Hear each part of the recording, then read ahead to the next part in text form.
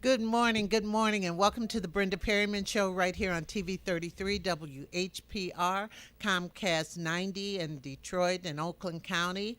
And we're live on the World Wide Web, www.tv33whpr.com. And I want to remind you that Table Talk comes on right after our show today, and we have some very hot issues for you on Table Talk. Now, as we begin, we have a really interesting show for you today. We're going to talk education, sports, and film today. And I'd like to introduce you to my first guest. I've known him all his life, Ryan Perryman. Good morning, Ryan. Good morning.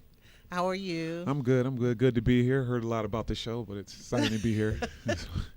Ryan is my second born child, and he lives out of state. He lives in Ohio. And why don't you tell us a little about you, where you went to high school, college, and Okay. I'm from Oak Park. I went to Oak Park High School, graduated from there in 1994. And then after that, I played basketball at the University of Dayton for 4 years. And then I came back here and actually taught in Southfield for 2 years at Southfield High School, and then middle schools there in the area. Then after that, I played pro basketball both here and overseas in like 9 or 10 different countries for 9 to 10 years. wow. And then after that, I right now I work for Holton Mifflin Harcourt, which is a learning resource company down in Columbus, Ohio. I've done that for the last 5 years. Right. And you like sales? Yeah, I like sales a lot. It just really helped. I had the skill set to do it. I lived in different countries. I come from a competitive background. I was a teacher, so I'm done pretty well talking in front of people. So I like it. I like it a lot. Oh, good, good, good. I was concerned about it and everything, and it's interesting hearing you talk educational language. And what did you learn from your high school experience and the type of student you were? How did that carry over to your beliefs now? I actually evolved as a high school as a student mom, as you know. High school I probably didn't do as well as I wanted to do, but when I got to college, I kind of got my studies in order. And then as I got to after basketball, all those skills I obtained from college and high school, I kind of needed once I became a salesman, because really I didn't have a lot of skills coming out of knowing how to be a salesman. I did took a lot of classes, studied up, and so I kind of a self-made salesman. I don't look at basketball the same way. As you know, I've kind of played basketball my whole life, so that's Yeah. just a skill I attained. Sales is actually a skill I had to grow, and I'm still learning how to do that. Well, you've done pretty well in it, don't you think? Yeah, I mean, I've been successful in it. I've been the top 50 sales reps within my company the last In the couple whole years. country? Yes, in the country the last couple of years. So I had some good success with that. And yes, but I'm still growing though. So I have a lot to Well, do. you always have to grow. If you're not growing, you're not living. Right. Now, as far as education is concerned, what are our main concerns with young people today, you think? I it just depends on the student, and I just think sometimes when it just depends what students the teachers are getting into their classrooms. I just think you get like if you have a lot of students starting at kindergarten, some students come with different skill sets. I think that it all comes from what's being done at home, whether it's kids are being read to, kids are being engaged in conversation, are kids being paid attention to, are kids watching too much television, are the parents really spending time with the kids, really helping them read, helping them explore, things of that sort. Right, helping them read, helping them explore. Where do you think we're going? There are a lot of limitations in getting the proper education due to money these days. Right. There's a lot of, yeah, money is an issue, because with money becomes resources, becomes technology, which becomes professional development for your teachers. But I think the primary thing is that I just think at home a lot of people can do a lot with their kids, so they come with some equipment. They're well equipped to be educated at a young age. But as far as school districts, there's a lot of issues with funding. Levies. We call them levies in Ohio. Here they call them millages. What do they call them? Millages. They call them millages, and those are getting knocked down, and they're not able to pass millages. Yeah. And so with that happening, they're really strapping school districts for funds. And with the political climate behind millages and levies, that's taking a huge toll on board members and boards throughout the country. That's kind of one of the biggest issues with levies and millages not being able to be passed in communities.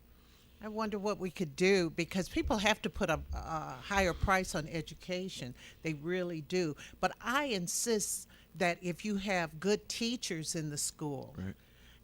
who engage the students, you still can go with limited, because during times, and I Right. taught for 39 years, Right. sometimes I had limited resources, Right. very limited, but I either raised funds or, Right. I just still had to put that 100% in there, and that's what, and the Right. students appreciate And I think that. the teachers, if you pick a profession in our society, teachers do better than that than anybody. I mean, in my field, if I need a resource, I get it because it helps me do my job better. But with teachers, you got to depend on the community, you got to depend on the funds. The boiler could go out in the school district, you got to buy a new one of those. And it's just, but the teachers do best at creating resources for students.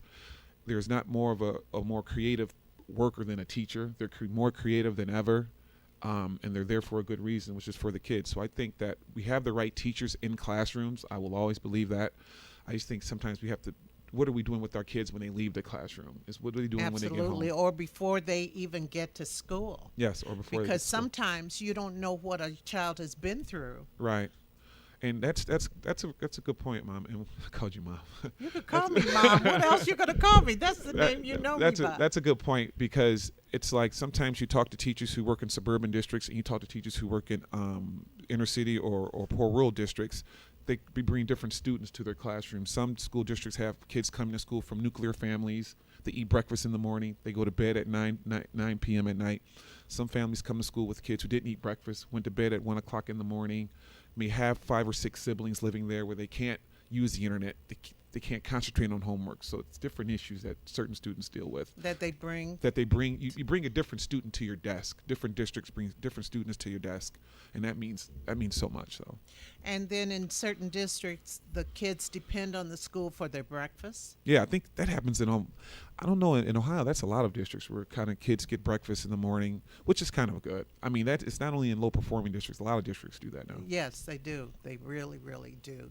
So a school monopolizes a lot of a child's life too. Yes. But as you say, the reinforcement has to come from the home. Sure. Reinforcement has come from the home, but again, districts are dealing with a lot of different facets in terms of funding. And with the new Common Core state standards coming down, that's a new initiative that was put in, I think, about 3 years ago. And there's going to be some new assessments coming down. They're national assessments. And, they're kind of different in terms of the content the students will be learning. And there are new resources needed for that. And a lot of districts haven't been able to buy the resources for that. And it's a different way of teaching. So it's kind of difficult. It's a difficult transition. So that's something to look forward to. I mean, not look forward to, but to look to in the future of how districts kind of navigate that. Wow, that's important. I'm going to and then too, let me, because I want to go on to another subject, but then too, we're talking about school districts who are too cutting the other programs, extracurricular programs that sometimes you get the kids to the school because of the program. Yeah, and that's like, for example, you have a lot of schools who are cutting some sports, who are cutting drama programs like yourself for kids who couldn't find their way within school, and if it weren't for your drama program, things of that sort. There's some sports being taken away, and I think that's very pivotal in schools. I mean, Oak Park, when I went to school in Oak Park, we only really had athletic programs, and I always think about, we didn't have art programs or drama programs, and I knew friends who could have benefited from those type of programs. And extracurricular activities keep a lot of people going in school. I was in extracurricular activities. My siblings were in extracurricular activities. All the friends that I know, all the friends that I have now are in extracurricular activities, and they kind of keep the student well-rounded. And I think the lack of those is a huge blow to education. Well, I always believed in the extracurriculars. I started Right. you out very early Yeah. because I just think that parents need to raise children to be people of the world, not Right. just people of their own little circle. Right. There. And I remember sending you away to camp and everything, little Right. things like that, Right. so that you learned how to deal with other people outside of your own neighborhood. Right, and that taught me a lot. I never forget, we went to, you started me off in T-ball, then you sent me away to that Camp overnight Kelly camp. That Was that like a week or 2 weeks? Yeah, it was a week or and two. you sent me away, and I was away from my siblings, and I was like, oh gosh, and that was a good experience for me. But then, Mom, you have something else going on, I think, now, when you have extracurricular activities now, in some communities are going a little too far, though. Yeah, talk about that. And when you have like 3-year-old soccer, 4-year-old soccer, travel baseball at 6 years old. That's crazy. When you're like, now a lot of kids who live within my community have extracurricular activities every day, and so there's really no room to like play and just, you know, develop your creativity. You know, we just played when we were little. Now is everything structured. I have a neighbor across the street. He has his son kind of go in the field and train and stuff like that, and we really didn't do any of that. And I think right now, you know, swimming lessons, swimming, you know, competitive swimming at 6, 7 years old, and I think that's kind of, you have some extracurricular activities that are taking a step a little far for my taste. I just think that there has to be a healthy. What do you think that is? Because the athlete or athletics has been glorified. Yeah, I think athletics has been glorified. Sports Center. I mean, believe it or not, athletes are the most popular kids in school. Athletic kids' parents are the most popular parents in the community. Really? And I think that really has a lot to do with it. And, you know, a lot of athletes are the most popular kids, and people like to see their kids stand out. I think there is a lot of positive to it, but I just think sometimes it's just taken too far at a young age. Right. It can be taken too far. And the parents get so up in arms. That's the other thing. The parents start, you're talking about the good, the bad, and the ugly. Right. Some of the parents get really right. ugly. You have to sign waivers for fans. Now, I mean, for the parents to come to the game, we have to sign waivers to make sure we act accordingly. And there's practice every day. I mean, we have a neighbor of ours who's 7 years old. They travel to North Carolina for baseball, like practice every day, and like, you know, it just takes a lot of their schedule. And so I'm just hoping that with my kids, I kind of. Well, you all were involved in a lot of things, but you all were at home a lot. Yeah, we too. played though. Well, We played and we kind of developed the skills, and then we said, okay, now I want to take it to organization. Excuse me. Now it's like goes from organized. Now I have to attain the skill. You know, they go organized first, and now it's like going backwards a little bit. First, we were just playing around in the street, and we learned how to develop the talent, and then we took it to organization. Now it's like organization. Okay, this is what I want to do. Now I have to learn how to play it. So it's a little different. Wow. Well, we've had the Kool-Aid house. Every kid in the neighborhood was over our house anyway. Yeah. Everyone. It was crazy. Right. But I want to kind of turn to sports right now. Okay. Right now, the high school, or like you said, a lot of children start athletics very early, sometimes too early. And then if they get in high school, some of them make the team. Right. I have seen some powerful parents actually go to the superintendent because their child did not make a particular team. Right. And I have seen a superintendent make the coach put that child on the team. Right. Is that crazy? Yeah, that's pretty crazy. That shouldn't happen. That's pretty crazy. Pretty much when it comes to high school athletics, in basketball, when I play football, people know who are going to be on the team and who is not going to be on the team. Tryouts is a formality. You know, everybody knew who was going to make it. Well, there could be a breakout star. Yeah, not really. And if in your high school, everybody knows who can play and who can't play, and everybody knows who can play and who never had the grades to play. So you can get a breakout person to come out of nowhere and make the team, but if you don't make the team, and it's kind of found out that it's just never happened in Oak Park when I was there, that a parent can actually push their son or daughter onto a team. I've never seen, but that shouldn't happen. Well, you know, different communities. Sure. Things happen in different communities. I agree. And I think you learned a lot. Well, you sat out your freshman year of high school. I learned. Yeah, I didn't play basketball my freshman year because of academics, but that taught me a lot. My friends were playing. Everybody I knew was playing. I made you go to all the games They made and me watch. go to all the games and watch, and so it was a learning lesson for me, and it kind of worked out for me. I played the next 3 years. I was very fortunate to make All-State those years, and here I am now. If that hadn't happened, I think I would have been somebody different. So I think things happen for a reason. I graduated college in 4 years, and so I think things happen for a reason. Right, they do. Now, what are some of the pressures on athletes? Let's just quickly talk about that, because they have practice almost every day after school. At what level are you speaking? Let's first talk high school. Well, the high school pressure all depends. You have different levels of players. You have some players who are on the team and says, look, I have my grades. I just like to be on the team. I just like playing sports. I like being on the team. You have those players. You have some players who say, look, I need to get a scholarship out of this. I play AAU basketball. Dad's at home on my case about it. You have those type of players those pressures become pretty big. I was fortunate that you and Dad never really pressured me like that at all. I never felt that pressure, but I've heard of many athletes that I knew once I became a professional who, you know, parents would talk about it at the dinner table, kids are talking about it at school. So it's a big pressure to burden in 9th or 10th grade when you have other students. And one thing a friend of mine who played in the NFL would say, like, he was so envious of the students who would come to school and wouldn't care about sports. He feel like I wish I could feel like that. Like just go into a locker room, joking around on the bench, and he didn't feel that. He always felt so, as he used to feel heavy before games. Well, I remember when you were first playing your first middle school game, and that morning you were saying, okay, about 3 o'clock, I'll put my foot on the floor, I'll get on the gym floor. Right. You had it all methodically planned and everything. Yeah, but then you start there, and then my last year of playing pro was like, gosh, I can't wait to get this over with kind of thing. Because it's like, the teammates, becoming professional, the teammates, you're talking at half court.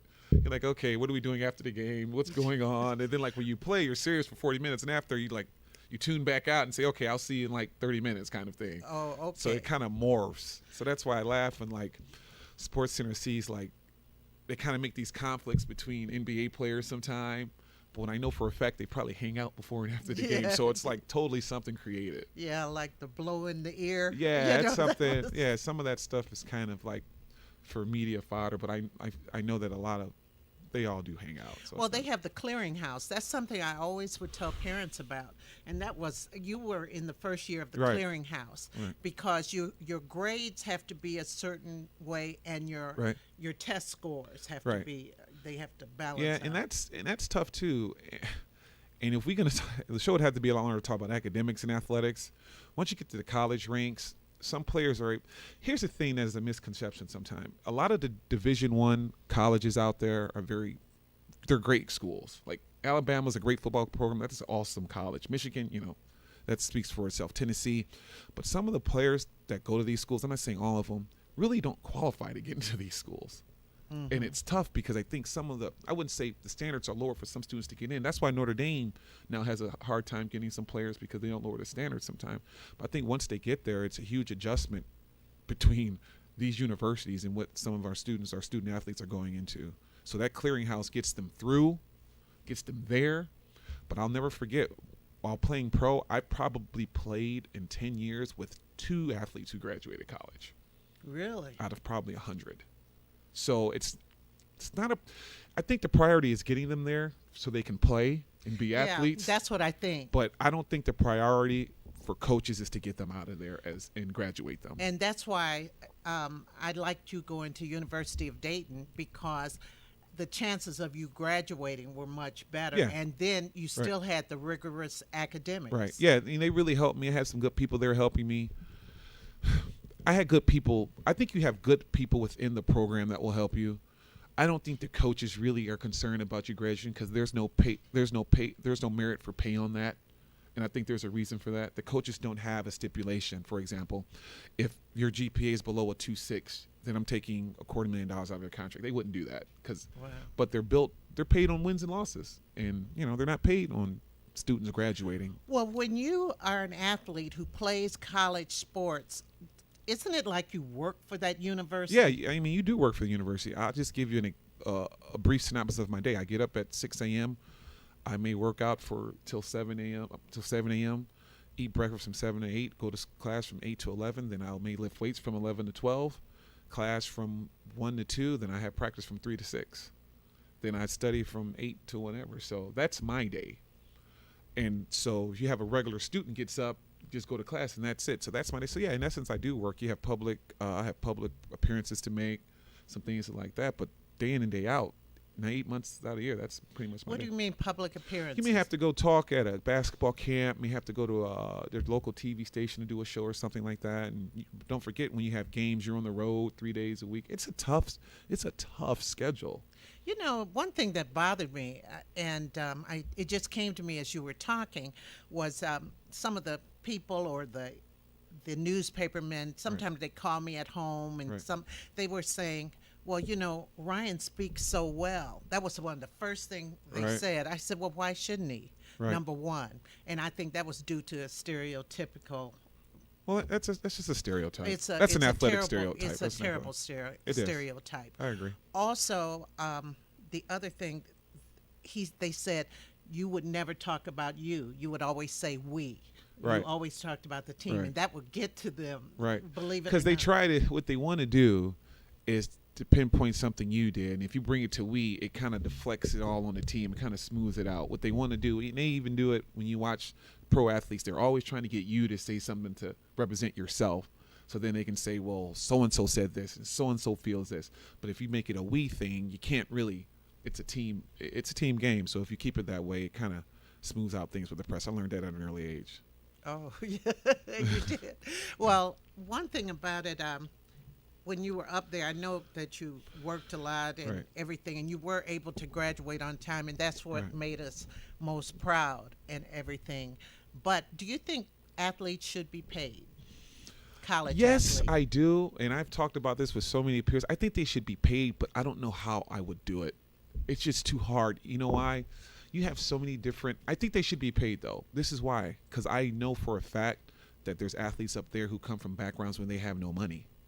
I mean, they Right. have no money. I mean, they can't go to the movies. Well, I remember sometimes it costs. I had to send you Western Union. It costs $15 to Right. send $15. Right. So if I'm there, okay, so even if you did send me money and I'm there on a Friday night and I don't have any, I just don't know how I would do it. I think the athletes should be paid. I don't like the whole thing to say that they're paid with a scholarship, because I don't think that that's even, and I don't think that a lot of athletes, to be quite honest, value the scholarship. So you're paying for something they're not really valuing, so it has no value. The athlete, if you're saying they're paying with a scholarship, what do I do on a Saturday? What can my scholarship do on a Saturday night? Then include the money into the scholarship. Then you don't have movie money, food money.